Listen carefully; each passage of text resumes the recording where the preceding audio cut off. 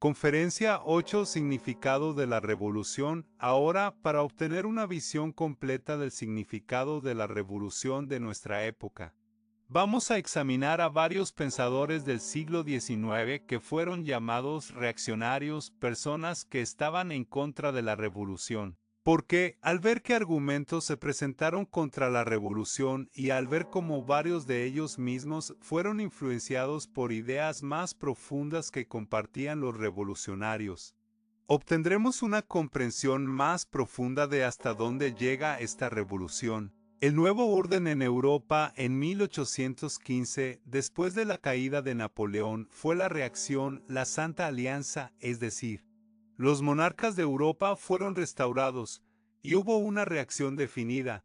Los movimientos revolucionarios fueron desalentados e incluso aplastados. Rusia tomó un papel principal en esto, incluso el zar Alejandro, quien estuvo bajo una gran influencia masónica en sus primeros años, más tarde, después de este tiempo.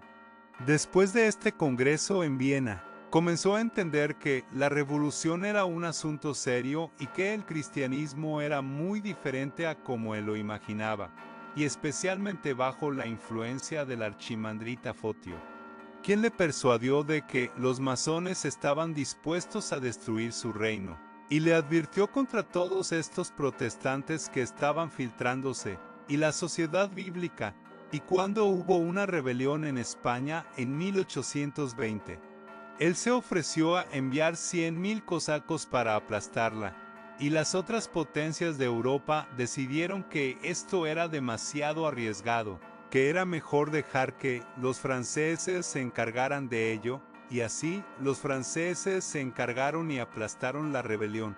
Pero desde ese momento, los zares rusos se volvieron muy conscientes de su responsabilidad de luchar contra la revolución, especialmente dentro de Rusia, cuando fuera posible fuera de Rusia, con una excepción, es decir, cuando estalló la rebelión griega contra los turcos, los rusos la apoyaron, y más tarde en 27 a 28, cuando los turcos amenazaron con retomar el reino griego, el zar Nicolás, el archiconservador, acudió en ayuda de los griegos, aunque Metternich, el gran estadista, le advirtió que también eran masones y rebeldes como el resto de ellos, y él dijo, de todos modos, son ortodoxos. Y acudimos en ayuda de los reinos ortodoxos, y gracias en gran medida a los zares rusos. Grecia tiene hoy un reino como estado independiente, no están bajo los turcos. Metternich, el principal estadista de esta época en el oeste de Europa, fue Metternich. El ministro de Asuntos Exteriores de Austria, quien fue el portavoz del movimiento conservador, aunque él mismo no era tan reaccionario como se le pinta. Hay una breve descripción de su filosofía básica aquí en estos libros sobre la época post-revolucionaria. También nació en los años 70. En 1773 y murió en 1859, el descendiente de una familia noble católica en el Rin. Fue testigo de joven de los excesos jacobinos, es decir, los excesos revolucionarios en Estrasburgo, lo que confirmó su desprecio por las democracias populistas y su fe en la sociedad europea fundada en la civilización latina consagrada por la fe cristiana y embellecida por el tiempo. Creció con una profunda reverencia por la tradición. El antiguo régimen en sus últimos días produjo en él su representante más capaz, si no el más noble. Fue una bella flor de una era que ahora es solo un recuerdo, un aristócrata refinado y cortés. Sereno, urbano e imperturbable, un mecenas de las artes. Un diplomático de primer rango, un amante de la belleza, el orden y la tradición, algo cínico quizás, pero siempre educado y encantador. Acentuada al ingresó en el servicio diplomático austriaco y se hizo famoso al vencer a Napoleón en los días críticos de 1813 tras la retirada de Moscú, después de la caída del emperador.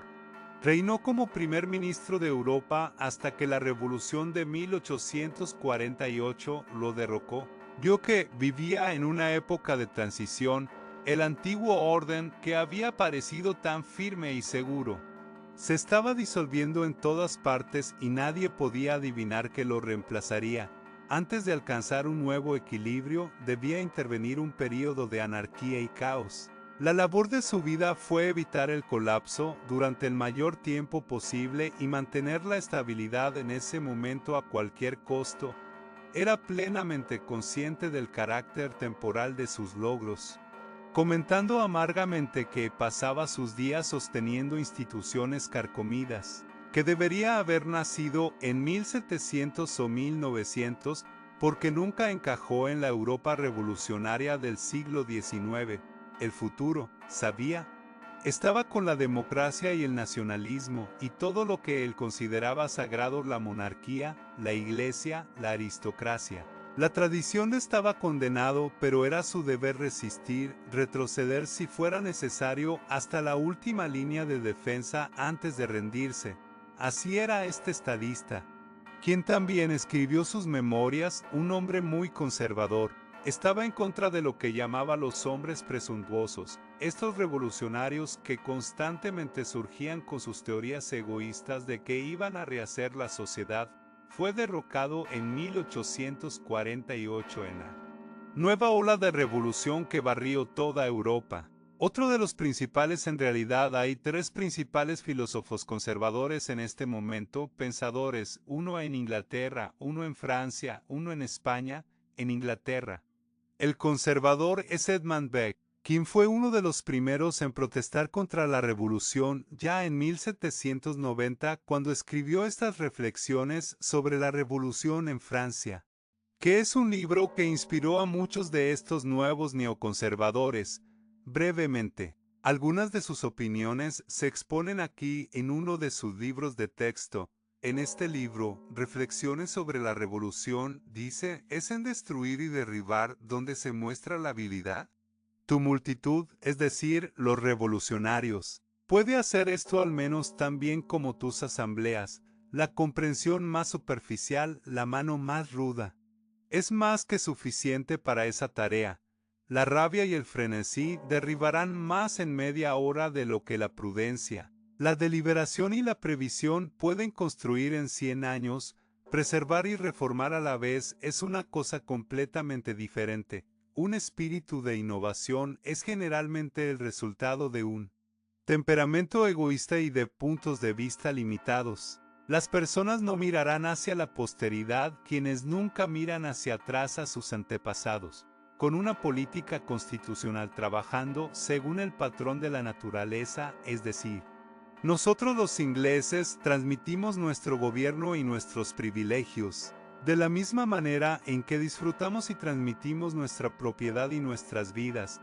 Las instituciones de la política, los bienes de la fortuna, los dones de la providencia nos son transmitidos. Y de nosotros, en el mismo curso y orden, nuestro sistema político se coloca en una justa correspondencia y simetría con el orden del mundo, donde, por la disposición de una sabiduría asombrosa, moldeando la gran incorporación misteriosa de la raza humana, el todo, en un momento, nunca es viejo ni de mediana edad, ni joven, sino que, en una condición de constancia inmutable, avanza a través del variado tenor de la decadencia perpetua, la caída, la renovación y la progresión. Así, al preservar el método de la naturaleza en la conducción del Estado, en lo que mejoramos, nunca somos completamente nuevos. En lo que retenemos, nunca somos completamente obsoletos. Una disposición para preservar y una habilidad para mejorar tomadas juntas. Será mi estándar de un estadista. Por supuesto, estas son palabras muy sensatas, dichas contra personas que hablan de la novedad por el bien de la novedad y muestran que no saben cómo llevarla a cabo, y cuando lo logran, realmente desestabilizan toda la sociedad, pero por supuesto, él era un inglés, lo que su idea de conservadurismo es preservar lo que tenemos, y lo que tenemos es la monarquía inglesa con la ya desarrollada idea de la democracia. En ese momento todavía era bastante conservador. Solo los aristócratas tenían derecho a votar, las clases altas, y el parlamento no era en absoluto representativo de todo el pueblo. Estaba evolucionando gradualmente en esa dirección y, por supuesto, él era indudablemente un anglicano. Y ya eso es un alejamiento incluso del catolicismo. El catolicismo es un alejamiento de la ortodoxia, y puedes evolucionar una nueva religión del anglicanismo. Significa que, aunque él sea muy conservador, no hay un principio subyacente en el que realmente pueda confiar, y es solo cuestión de tiempo hasta que, como vemos, este tipo de conservadurismo puede evolucionar en algo que es bastante democrático y ya utópico. Entonces, este tipo de conservadurismo no llegará muy lejos, continuará.